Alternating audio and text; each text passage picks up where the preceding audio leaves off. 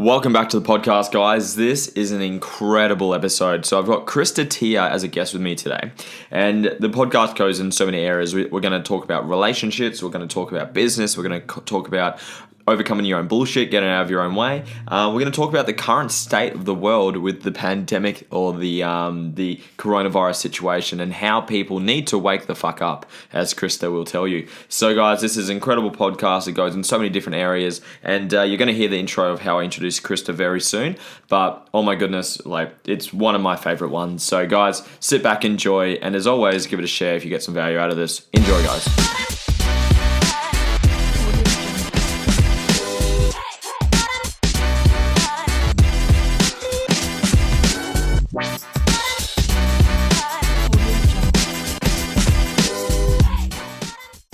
We're live, ladies and gentlemen. Thank you and welcome back to the podcast. I'm with Krista. She is a high-performance specialist and business strategist who specializes in coaching coaches, business owners, and entrepreneurs in creating 6- and 7-figure businesses. She has helped thousands of people all over the globe unlock their potential as heart-centered entrepreneurs and guides them to create a life and income that they desire through her vast life experience and her ability to conquer and create change. Ladies and gentlemen, please welcome Krista. Welcome to the podcast.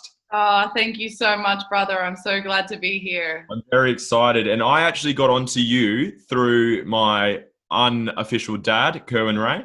As soon as I saw your stuff, I dived straight into it. I'm someone, as soon as I see someone that looks inspiring or they've got their shit together or they're just doing great things, I just really dive into their content, and I really loved what you're about, and hence why I reached out for a podcast. So I would love to let you share your story, and then we can dissect it a little bit more. But please give us the trailer to the movie, which is Krista. Go for it. Awesome. Yes. To start, I'll go into my story actually, because I feel like I love sharing my story from a deep place of gratitude, simply for relatability purposes, because I believe that so many people kind of maybe look at people that they aspire to, or they put someone on a pedestal and they think, yeah, but they've got this, this, and this, so I can't achieve that. But I think that hearing someone's story enables you to see that there's no difference between you and I, or you and whoever's listening. So I guess, I grew up in a really, my family are everything to me. It's one of my highest values, family. And my mum and dad were super present parents, I guess. And I feel like they gave me such a great start to life, from a moral standpoint, from a resilience standpoint. And they were such a beautiful example. My dad owned and operated 9-figure businesses. He had, a business with 120 staff. And so I grew up in this environment that was extremely entrepreneurial. But I guess that sometimes when people hear that, they automatically assume that there was, I was spoon-fed to some extent, that I was given opportunity.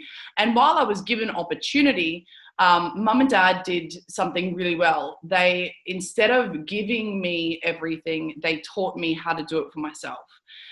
So there was just this beautiful example from such a young age of great work ethic, and it was inbuilt within me that in order to create something, I just had to work hard for it.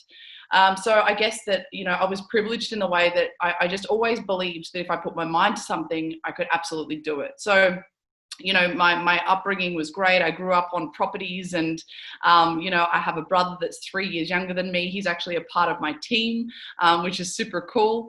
And we had so many amazing experiences throughout childhood. I got to the age, fast track, I got to the age of 17, and I met my ex-husband.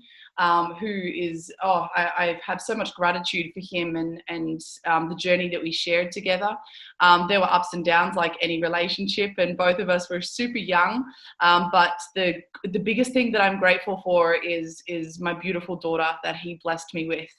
And I had her when I was just before I turned 23. So we met at the age of 17, and he was involved in a whole world that I wasn't really familiar with. And everything that I speak about is only from a state of gratitude. Like I'm definitely not here to blame or shame anyone. It's just not the way that I operate. It was just an experience that we traveled together. So I'll go a little bit into that, not into the entire depth of it, but just to give you guys context of what I moved through and what was kind of one of the biggest catalysts that enabled me to do what I do now. So at 18, I opened my first business. I started a hairdressing apprenticeship when I was 15 years old.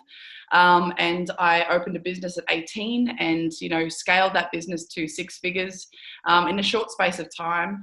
And I just had this vision. I just knew what I wanted. And, even my parents would say, how are you going to get clients? And I was like, I don't know. I just know that they'll come. There was just this undenying belief, which is, absolutely phenomenal. And then it's sometimes through life experience that belief gets altered.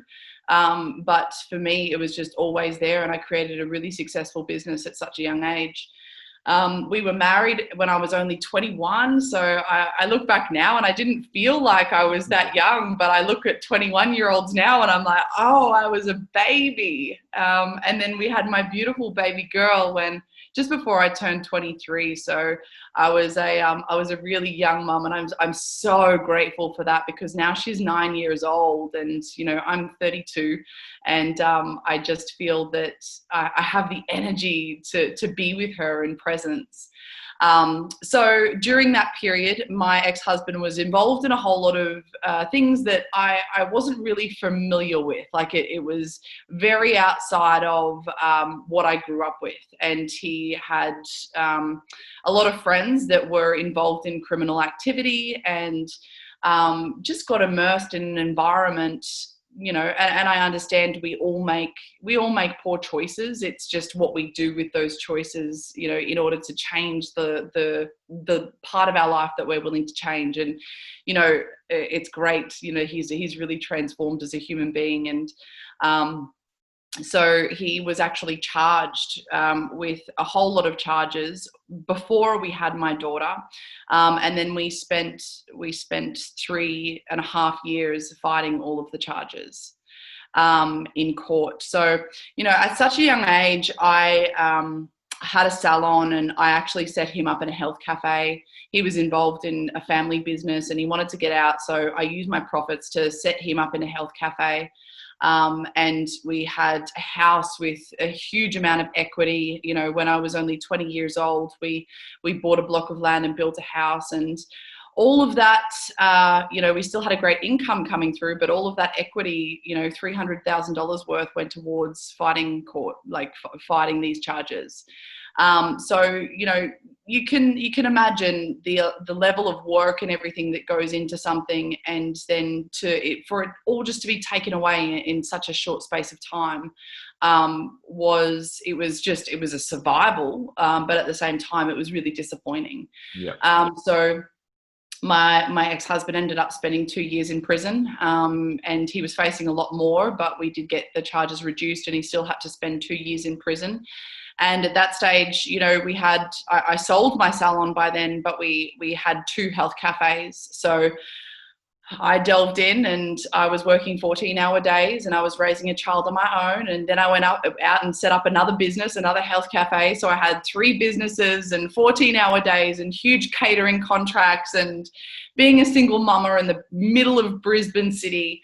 And it was honestly, I look back now and I'm like, wow, how did I even do that? But it's amazing when life throws you something, how you just make it through when you don't have an option. It was simply survival for me. If I let the ball drop, everything was going to fall to pieces, or that's the way that I perceived it to be at that stage of my life anyway. So, it built a level of resilience within me that I don't know that I would have ever built unless it was through those circumstances. And I really reflect on it now. And, the upbringing that I had was, I was almost quite naive to the world. And it was almost like I had to be thrown something that I had to deal with and move through on my own in order to create some level of independence. And at 17, you can imagine, you know, you literally are going from your parents' care to a partner's care. So I never had the opportunity to actually understand who I was or the beliefs. I just kind of adapted to my circumstances, as opposed to, you know, really question and understand who I was and what I wanted in this world. I knew that I was always going to be an entrepreneur and that I could build businesses standing on my head, but I never had any opportunity to allow me to question that until I moved through this really, you know, some might call it dark night of the soul period of my life. Yep. So fast track forward, he ended up, you know, serving his time, and our relationship didn't last. You know, we ended up deciding to separate.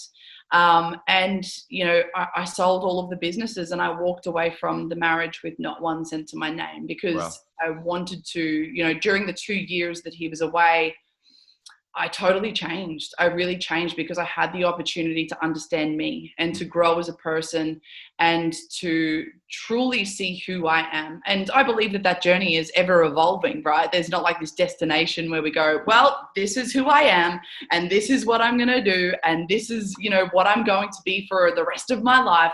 I think that we're always changing and evolving, but I had the opportunity through being given an independence to discover that for that part of my life. So our relationship, it did sort of fall away, but I reached a moment when I had to start from nothing, you know, going from all of the, you know, cafes and everything that we built all of them to 6 and 7 figures.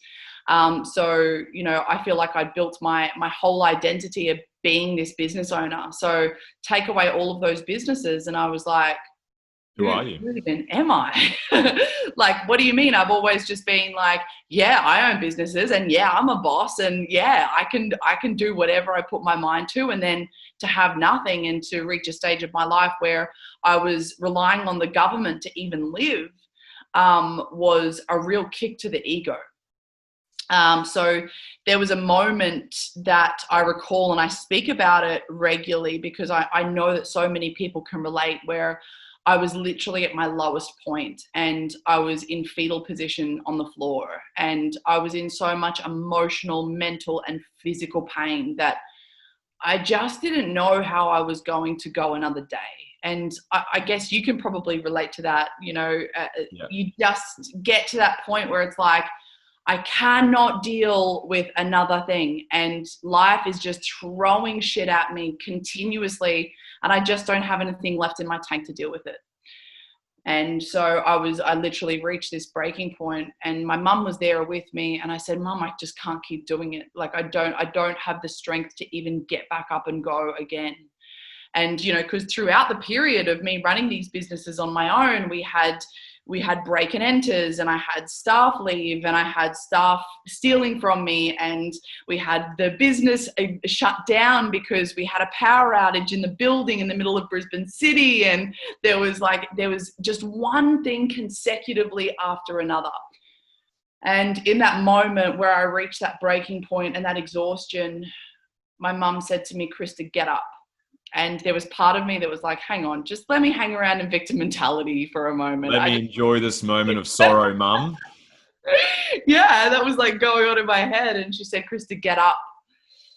And I just looked at her and she said, God only gives his hardest battles to his strongest soldiers. And you were born with so much more than this. Get up. Is that what Mum said to you? Yeah. Wow. I love your mum and I've never met her. That's amazing. Yeah. And it was from that moment. And she said to me, like, I knew that from the moment you were born, you were here to be something great. And this has built your greatness. So get up and we're going to move through this together, but you're not going to hang around here on the floor. And it was from that moment that I was like, fuck, she's right. And this has just been a journey that has built me to a person that I never would have been otherwise. So I thought, right, okay, well, if I'm going to rebuild myself and I'm going to become something great and I'm going to create change in this world in some way, shape or form, what does that look like? So what I decided to assess was like, okay, what is it that has been something that I'm passionate about through every business that I've created. Like, what is it at the essence that I love? And what I discovered was, when I had my hair salon, when I had the health cafes, it was contribution. And I just loved helping people, you know, whether it was from an aesthetic standpoint, whether it was from a nutritional standpoint. You know, I just always loved making a difference to someone's life. So I thought, okay, so how can I do that? Like, how can I do it in a way that gives me time freedom? It gives me location freedom, because I was tied to brick and mortar businesses, the entirety of my adult life. And I didn't have the ability to take holidays because I had to be there. And so I thought, right, maybe I just go and study. Maybe I just learn. And so I went and studied nutrition, and I went and did my NLP masters, and I delved into breath work, and I did somatic release work. And I thought, in order for me to be the best version of myself, in order for me to make change, I have to be the best version of myself. So I've got to use all of this on me first. So after delving into the personal development industry, I decided that I knew that I was always probably going to be a business coach, but I didn't feel an integrity that I was really aligned without creating success again in the digital realm. Because yes, I'd built brick and mortar businesses, but it was like, well, if I'm going to teach people how to build any business, I need to have the understanding of how to do that digitally as well. So I thought, okay, I'm going to create success as a nutritionist and, you know, sort of in the mindset empowerment space. Yep. And then I'm going to feel an integrity to pivot into business and high performance. So created success in that. And then I gradually and organically just came into the business space, and I've never looked back. Wow. And I think that what I love most about working with, you know, high-level entrepreneurs and business owners is that I create more of a potent ripple. You know, I've said that I'm set out to change the world in massive ways, and I knew that I could never just do it on my own. So it's the impact that I create in one person's life, and then they go out there and change more, and then they go out there and change more. And it's this beautiful ripple that I feel like I'm contributing to. And here I am now. That's incredible. Wow. What a story. I love the statement from your mum. That is incredible what she did for that. So amazing. And I can relate to a lot of what you said, because I'm in the brick and mortar 3 physical gyms, brick and mortar. A bit of a behind the scenes, but depending where this gets released, but I'm in the process of selling one of them at the moment and transitioning to what you love too, because it's not necessarily the business that I love, but it's got aspects of it, the coaching, the contribution, the mindset is where I'm most passionate. I've just signed up for an NLP course for next week. Like, there's a lot of stuff towards the end that's quite similar to me. So that's quite ironic. I would love to hear I've got some other questions we'll go into afterwards, but even from your early days, and I'm assuming it might have come from mum because you just said that line towards the end of it, but even when you were 18 years old and you opened your business and you said you didn't know how to get leads, you didn't have any business coaching back in that time, but you said you had an undenying belief that you're going to make it happen. I'm just really curious where that came from, because like, not only to take the step to open a business at that age without the support, like, just to have that mentality that I'm going to fucking make this happen. I don't care. I'll knock on doors. I'll scream it from the rooftop. Like, what gave you that belief? I'm assuming mum has to play a part in that if that's what she told you when you got to your darkest point. But where did that come from? Because there's so much self-doubt in the business world. There's so much confusion and uncertainty of how to actually make it happen. And uncertainty generally leads to fear for some people. But for you, it was actually the opposite. You're like, fuck it, I'm going to make it happen anyways. So where did that belief come from? Because it's quite an incredible belief to have at that age. I think it was all I knew, right? It definitely came from my mum and dad, but I think it was all that I knew. The blueprint and the dynamic that I had grown up with was success, right? So I just didn't see or hear any hurdles. And I think that it's so important. The upbringing that we have is going to dictate what we create unless we choose otherwise. So I talk to a lot of my clients about unconscious agreements that we make. And, let's use the opposing strategy of someone that's grown up in an environment where they've heard that there's lack of money, or, money doesn't grow on trees, or, you have to work really hard in order to even get ahead a little bit, or you've got to go and have this 9-to-5 job because that's what we've been societally conditioned to believe.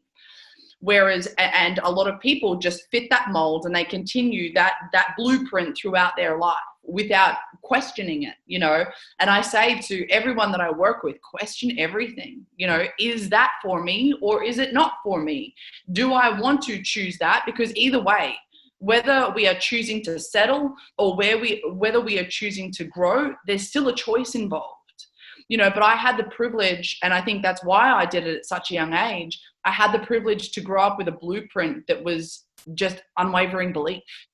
And it wasn't until I lost everything that my beliefs started to shift. And I was like, oh shit, like this is what it feels like to have money scarcity. And I had to rewire that as well, But I had grown up in an environment where money was never a problem. We had beautiful holidays. I'd been on private planes. We traveled all over the world.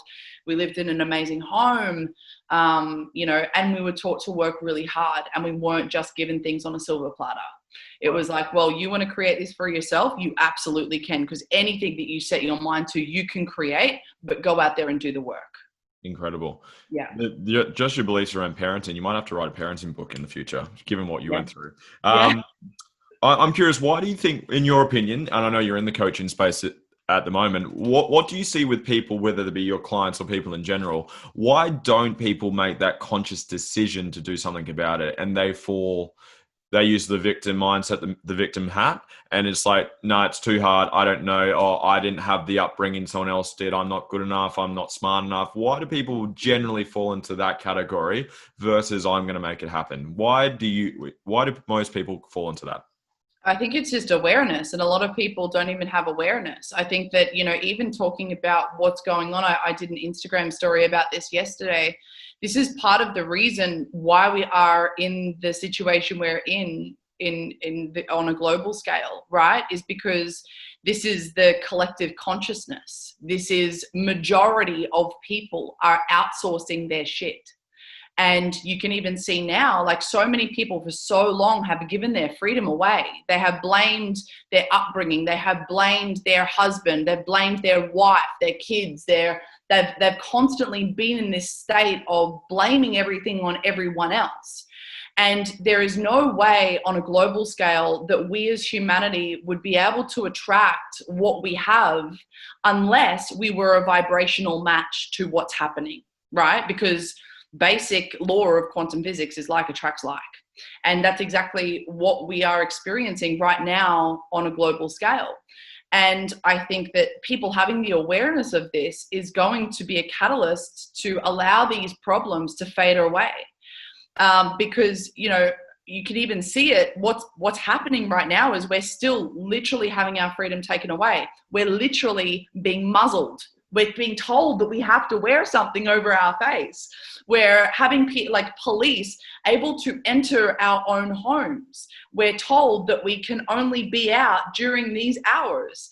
And it's just exacerbated because people need to have the awareness that it's time to take ownership of your life. It's time to say no to the things that you don't want. It's time to say yes to the things that you do want. It's time to speak up and ask and speak your truth, And it's just that so many people, because they've lacked awareness, they've just lacked awareness, and they haven't been able to discover that they are the creator of their life. They're the creator of their life. And when we know that we are creating it in a way that we want or a way that we don't want, we can take radical responsibility of it and choose something different. But it's not until people go, okay, you know what? It's probably easier if I do go out and say that it's his fault, her fault, their fault, the world's fault, my upbringing's fault. Yeah, in that moment, it feels easier. But how do I ever regain my power? And I can experience that. I experienced that on my journey because it was easier for a moment in time for me to go, well, I'm in this situation because of my ex-husband, because he did this and he did this and he did this, and I lost because of it. And it was in the moment that I went, hang on, Krista, if he's done all of this, how can you change it? You need to take responsibility. You chose to stay. You chose to support. You chose to be naive. You chose all of it. So now that I've regained the power and I've seen that I created it, now I can take it back and go, right, what do I choose moving forward? Yeah. Why do people who say someone just heard that right now, they're listening right now, and now they're aware, they've just been blessed with consciousness or awareness, but they still don't change? What do you say to those people? It takes time, right? Like, you don't just change a habit with one little bit of awareness, you know, because once we've got that awareness, then we have to do something different. And because the way that we've been wired is to stay safe and not succeed, it's going to feel uncomfortable doing something different. But every time that there is fear, every time that there is discomfort, the quicker that you dive into that is the moment that things change. It's not about having the knowledge, it's about being the knowledge. And that was the biggest thing for me, was like, I can go out there and learn all of this, but until I implement it into my own life, which is the uncomfortable part, which is the bit that's really scary, because it means that I've got to do things that I've never done. I've got to, maybe take people out of my life that don't serve me. I've got to put my own oxygen mask on first. And that feels really weird because it's unfamiliar. But I know that that's the moment that I start embodying what I actually want. Listen to that again. Maybe detail a little bit, just because you went to it a little bit, the whole coronavirus situation and the state of the world right now. I'm just curious, and we're not going to go whole conspiracy right now. We can if you want to. But what's your general consensus on what's happening? Is it people that are just falling victim to the media? People aren't waking up? Like, I actually watched Kerwin's stories last night about the whole Google stuff and everything. Quite funny. But yeah, what's your general, we don't have to go down this wormhole completely, but what's your general, your experience with it? Did it affect business very highly for you? And like, what's the greater agenda? What's going on? Is it the virus is deadly, as people are saying? Like, what's your general feelings on the coronavirus situation? I think one word: control. Go into that. Yeah. So I think it's the people in power trying to regain control. Yeah. And people need to wake the fuck up. Wake up. Because for far too long, we've been told what to do. No one owns this earth, right? Like, no one owns it. Let's zoom out from a macro scale. This is earth. No one owns it. It's just that people are creating this third dimensional reality that people are just falling into, right? And I think for far too long, human beings have just allowed themselves to be controlled and dictated by people in power, or people they perceive to be in power, right? But, and then just choose to comply because that's easier. And I think that it's just the way that we've been programmed from such a young age. And all of us have been programmed, not just by our parents, but by our grandparents, by our ancestors. Like, it's just what's happened, and it's okay and it's perfect. But I think that enough is enough, and we get to choose moving forward. We get to choose what world we live in. But I think that, it really just comes down to people in power regaining control and, grasping at straws and, telling us that we can only be out during these hours and we are literally muzzled and we have to be at a certain distance from one another and that we have to have shit injected into our body and it's mandatory. Otherwise, more of our freedom gets taken away. I don't know, who on earth thinks any of this is okay.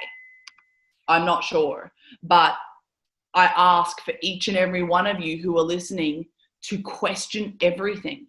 Question it. It's just that people are falling into the old programs of listening to the media, but the media are also controlled. The media are also going to filter information. The media are also going to tailor make it in the way that allows you to grab a hold of it and understand it, or grab a hold of it and be controlled by it. And this is what needs to stop. Who controls the media? You said the media is controlled. Oh, government. Cool. And where's this all going then? Where's this going? Because I just pictured The Matrix. That's where we're going. Matrix is the best documentary, real life documentary that ever happened. But where's this all going? If people don't wake up and wake up fast, there's going to be more control, Mm. a lot more control. I love that.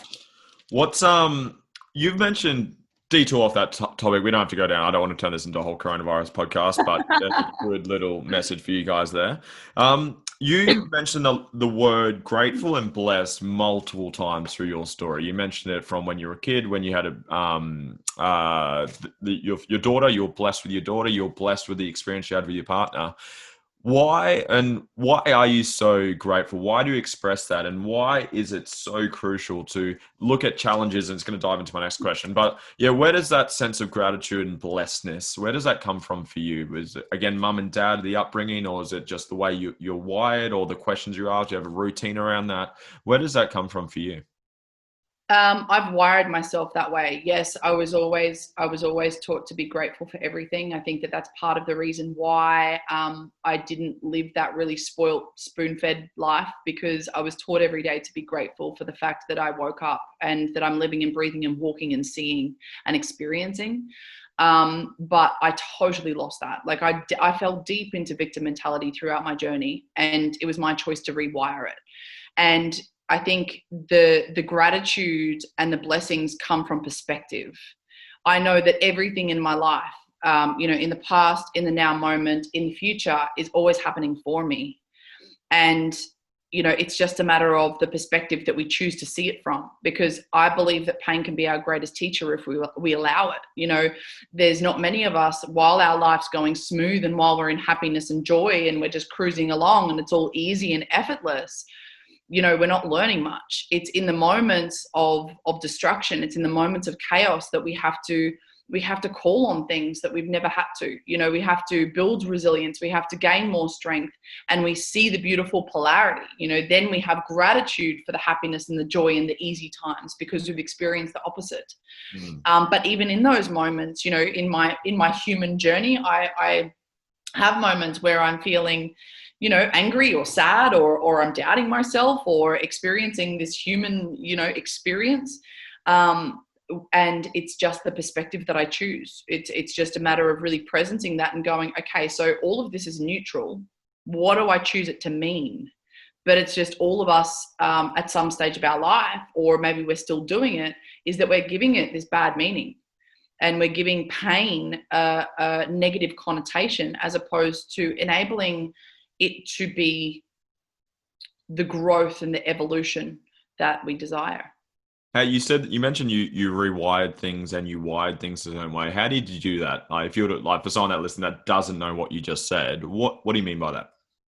So it was just a matter of choosing something different, I guess, and to rewire whatever part of our life, we're choosing to change. It requires doing it habitually, So I saw that I was creating a domino effect in a really negative way, by my thoughts and by my emotions. And I was getting caught up in a mindset of victim, and, something would happen and I'd get attached to it and the emotion would outpour, and then something else would happen and then I'd get even more emotion. And I was feeding this domino effect that was present throughout my life. When was that, in that period of your timeline? When was that? Yeah, so it was when my ex-husband was in prison. Yep. Okay. And I could see it was playing out. Yep. Everywhere. How did you begin the awareness to be like, okay, look, this is what's happening. Time to rewire. Time to check in. Time to change the meaning. How did that happen, and how did you do that to give someone a step by step? How did that happen for you? Totally. So number one, I presence the fact that I was creating this, and I think that it's going back to the responsibility. So you took ownership of it. Totally. And I was like, right, okay. So, and this is the beautiful thing about having the leverage when we're at that stage of our life that there's so much pain. That leverage forces us to do something different. And I thought, right, okay, so nothing seems to be changing. So how can I change my attitude towards it? Because I can just keep going on this journey of shit going wrong and me being attached to it and me being in this emotionally volatile state. And all that's doing is burning me out and I'm exhausted. So how can I adapt? How can I zoom out and look at it from a bird's eye perspective? And how can I just presence little things in my life that I'm grateful for? Yep, there's all this chaos that's happening over here. what can I be grateful for in this moment? Okay, I can walk, I can talk. I've got a beautiful daughter. We've got our health. I've got a great mum and dad who have supported me so wholeheartedly. I've got this group of friends that I love. I've got a roof over my head. Okay, yep, all right, there's no money there. That's okay. What else am I grateful for? Nice. And it was just like really holding on to the things that were, they seem small, but they're really not. You know, the fact that we woke up today is a pretty big deal. Some people didn't. That's the crazy part. I'm a big believer. I've got similar beliefs. This is a bit extreme, and I don't do this too often anymore. But some of my team members, they were bitching about insignificant things. It sounds bad, but I'd Google starving kids in Africa, and I'd play a video of YouTube on it, and I'd say, "How fucking bad's your life right now?" Like, I know that's a bit extreme, but it's No, like it's not, sometimes you need a fucking kick in the ass. Like, if you're listening to this podcast, you've got access to the fucking internet. Majority of the world doesn't even have clean water to drink. So I know there's both sides to that, where trauma is different for everyone. People experience things differently, but there's also that side, like, fucking hell, geez, like, you've got access to the internet if you're listening to this. Totally. That's exactly right. And I think that was the biggest thing that Corona did for so many people, was it really presenced what was really important. You know, outside of, you know, I was lucky enough through Corona and continuing, my business scaled dramatically. Yeah. Which very few had that, you know, opportunity. Yeah. But I think that it came from the fact that I've got 14 to 15 years business experience, and I knew how to pivot throughout these times. Well, but it also came down to the fact that I was actually sitting in a whole lot of gratitude. Incredible. I say it all the time because people come to me. I've done a couple podcasts and people ask me, how did I experience Corona, being a gym owner and only 3 of them? Like, we got shut down overnight, couldn't run a single session. I said, honestly, I'm so grateful it happened. And they're kind of like, what the fuck are you talking about? But honestly, like, for my personal experience, I won't go into it extremely, but I was really poor behind the scenes, system-wise, process-wise. Like, I came straight out of high school into a gym owner position. I didn't know. I've never had a real job, so I didn't know about superannuation. I didn't know about payroll. I've never taken annual leave because I never even knew what it was. So I didn't have anything set up in the back end. My employment contracts, everything was fucked. So it gave me a 10-week period. I was on the phone to lawyers every day, accountants every day, employ sure, my people to help me out. And I did everything, come back in the business have now grown better than where we closed on. But it's like I wouldn't have had that if it wasn't Corona, because it forced me to work on the back end, because I always got caught up with the leads and the sales and all that stuff. So I'm fucking grateful it happened, to be honest. I wouldn't be where I am today if it wasn't for it. But yeah. I think that's a prime example of perspective though as well, because what a lot of people did was they were like, oh my gosh, this is so out of my control, I'm being shut down. And then they just spend 10 weeks doing nothing in victim mentality. Yeah. But if you look at the opportunity, because there's opportunity in every moment, it's just whether we grasp a hold of it or whether we choose to not see it. Yeah. You know, so well done, dude. That's awesome. And how do you do that? Like you just said, you just choose to. How would someone choose to change their perspective? Is it like a question you ask, or is it a focus you do, or is it like, how would someone take your and my perspective versus I'm a victim? What's the key factor they're missing? I think that victim mentality becomes a habit, you know, where we become so used to blaming and shaming and outsourcing our problems that it becomes habitual. You know, it's just our automatic go-to. It's like when we're smoking, you know, without even thinking about it, sometimes we just pick up a packet of cigarettes and have a cigarette mindlessly. It's no different to that mentality. So it's really going, okay, all right, how can I shift this? And to shift anything, we have to have awareness in every moment. There's no point in waking up in the morning and saying, today's going to be a great day and I'm grateful for this, this, and this. And then throughout the day, we don't have that attitude. That's not going to create a new habit. What's going to create a new habit is like, okay, there's this circumstance. What am I going to do with this circumstance? How can I be grateful for it? Okay, there's this circumstance. How can I find gratitude in that? Okay, there's this. What opportunity is there? So it's just really honing in with awareness and seeing each incremental part of your day. And then that's how it's going to become a new habit. Do you have a daily routine around this stuff? Are you into daily routines? What does yours look like? I am. Yeah, mine has shifted so much over the years. Meditation is a big part of my life. And sometimes I float in and out of that. You know, I'm actually going and doing some meditation training next week, which is really exciting. Who with? Gary Goro. Okay, I haven't heard the name. I'll write it down. Yeah, he's one of Kerwin's friends actually. Cool. The K. So that's exciting. And yeah, so meditation is a big part. Breath work has been a big part of my journey at different stages. But something really simple, because I think that sometimes people create morning routines that out of obligation. It's like, I love that point. I'll ask you, so I'll touch on that. Keep going. yeah, it's almost like out of a place of obligation, but it's the emotion that we experience when we do the things that we do that attract what we want. So it's like gratitude journaling, for instance. If we're just writing down a mindless list of things that we're grateful for, Have to. yes, because we have to, it's not going to change anything in our life. What changes it is actually sitting in presence and going, okay, how can I experience the feeling of gratitude? What are those things? Oh my God. And I've got goosebumps as I say this. It's like, so do I. Oh. That part of my life, how can I really embody that all day? How can I remember I'm so grateful for that? So I think that I don't speak on morning rituals very often, because I don't want people to implement what I do simply from a place of obligation. Yep. But going to the beach in the mornings is something that I love. Yeah. I love being out in nature. And supplements are part of my morning ritual. But one simple thing that I implement every day, and I feel like it's a game changer, and it's so simple. The moment that I open my eyes, I take a big deep breath in and I sigh out, oh yeah. I love that. That's really, yeah. really good. It's just so simple, but I believe that, I had a bit of a habit that I had developed, that I would, from childhood, I'd wake up feeling nervous every day. So I'd wake up with this anxiousness for no particular reason. Yeah. I'd just be worried. And I've always been a little bit of a worrier. I worry about little bits and pieces. But yeah, it was just something that I was so determined to change. And I was like, right, what's going to cancel that out? And I realized it was pleasure. Finding pleasure in every moment, finding pleasure from the moment that I open my eyes, finding pleasure in brushing my teeth, finding pleasure in creating, making my daughter's lunch, pleasure in every moment. So yeah, that's something that I absolutely love to implement every day. I love that. And I just love how simple it is, because again, similar to you, is I would see Jocko Willink, what he does in the morning. Then I would have my friend that I look up to, and he's got a great morning routine. Every morning he'd do 100 push-ups, ice bath, fucking this.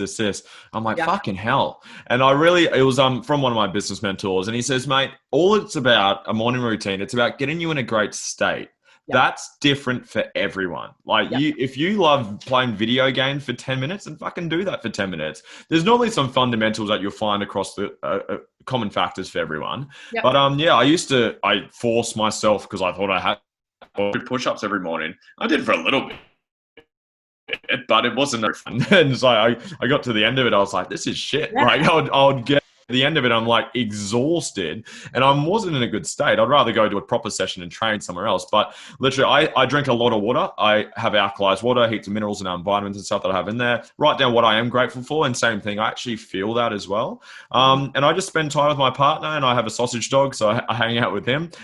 So it's I just do things that put me in a great headspace, and I do the things I need to do. And sometimes I meditate. I'm similar to you. What I do in nature is quite meditative in nature, I guess.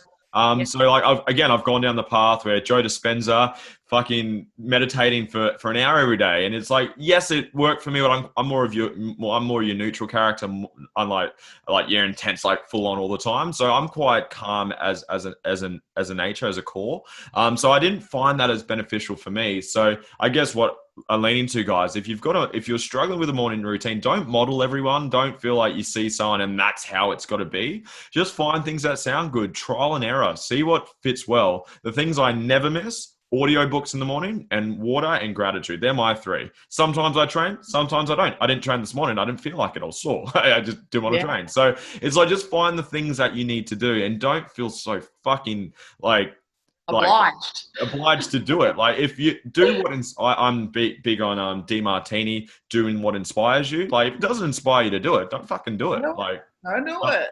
Like, again, have your common denominators. For me, it is water, personal development, whether it be a podcast or a book, Yep. and gratitude. They're my three. And again, I play around with it. Sometimes I train, sometimes I go for a walk along the beach, sometimes. But yeah. Anyways, I just love. I'm very, very similar to you.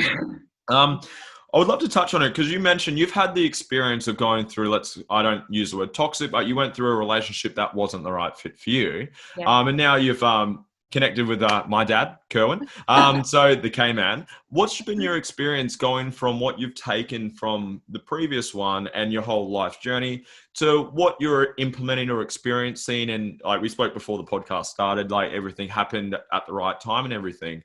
Just been, what's your experience going between A to B? Like, what's been the contrast for you? Oh, so many pieces. And I feel like I wasn't even the same person back then. Like 17-year-old Krista in comparison to 32-year-old Krista, two totally different people. I think that, you know, being in the relationship that I am now has been, oh my God, nothing that I've ever experienced before. But at the same time, super confronting because I can't hide. You know, I've met my match in that perspective. I know what it's like. Yeah. So it's like, and you know, here's something that I'll share with you transparently. Please. I actually have recognized that relationships that I have been in the past were extremely comfortable because I was with people that I could run rings around. Okay. And I was more intelligent, more successful, and that was really comfortable for me because I could hide. I could hide out. I didn't have to be called into my highest version. I could just like outsmart every situation. And I can't do that anymore.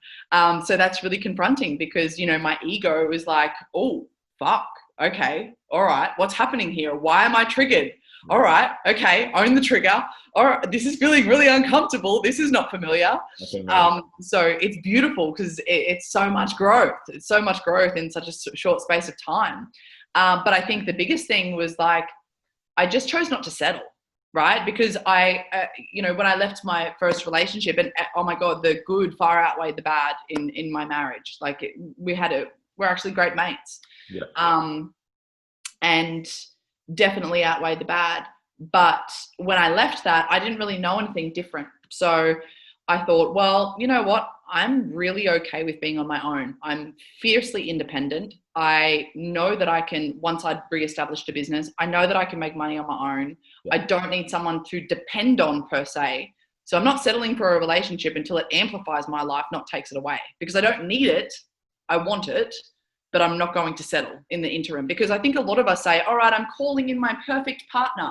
And then we have all of these temptations that present to us. And then we just fall in and settle for something because we have rose-colored glasses on. Yeah. And I just wasn't willing to do that because I'd worked too hard to get to a space of contentment, of self-knowing, you know, of building a resilience, a strength, of building another business, that I wasn't willing to sacrifice that for it to potentially be taken away again. So I think that was the biggest thing, is that I just didn't settle and I didn't look for it. What would you say to people who are, because I'm in the health and fitness game, and I'm quite personal with my clients. I get to know them really well, and because we're not more than just the gym, I ask them about their personal life, around what they're struggling with, because the health and fitness, that's the easy part. Like that, this is the fun part. But it's like calories in, calories out, do some exercise, you'll be fine. Bit of protein. But what would you say to people, because I've got a lot of them and they're very needy of love. I've got my own answer, but I want to hear yours. Is I need to be in a relationship. It's like the people, they'll break up with someone and they're just desperate to get into another one because they feel lonely or whatever reason. And you just said it then, you weren't looking for it. Yep. What would you say to that person who's really needy and they're like just want something and they'll settle for shit? Like what would you say to that person? It's because they're looking at something outside of themselves for something that they can give to themselves first, right? Like, and that's how a lot of people are programmed, is like, well, I need this that's outside of me to feel this way. I need this outside of me to feel this way. Whereas when we do the work, when we sort this out, we realize that we need for nothing, because we give ourselves confidence, we give ourselves validation, we give ourselves love, we give ourselves worthiness, we give ourselves fulfillment, and then anything outside of us will only amplify it. But if you're looking at something outside of yourself to fill those needs, it's never going to be permanent.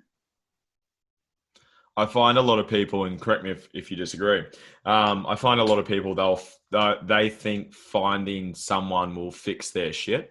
No. Where it's like this is my view it anyways, is you love yourself so much and you work on you get your shit sorted, you find someone else who's done it as well, you get together and everything gets better, rather than I'm so shit, I'm going to find someone who's going to come take care of it for me, because that generally doesn't work out so well. It doesn't, but it's like it plays out in so many aspects, right? Because we're not, comes back to not willing to experience the pain. But the pain is where we learn and grow. And it's the same thing. People experience pain, they take drugs. People experience pain, they go and drink.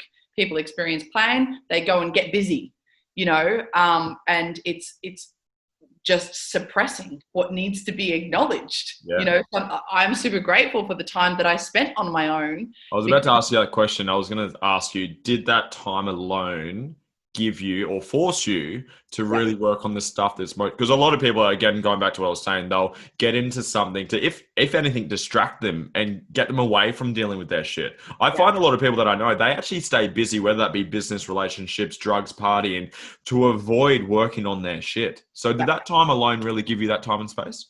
Totally. And there were moments that I've never been addicted to drugs or alcohol or anything like that, but I saw that what was presenting was an avoidance through exercise and business.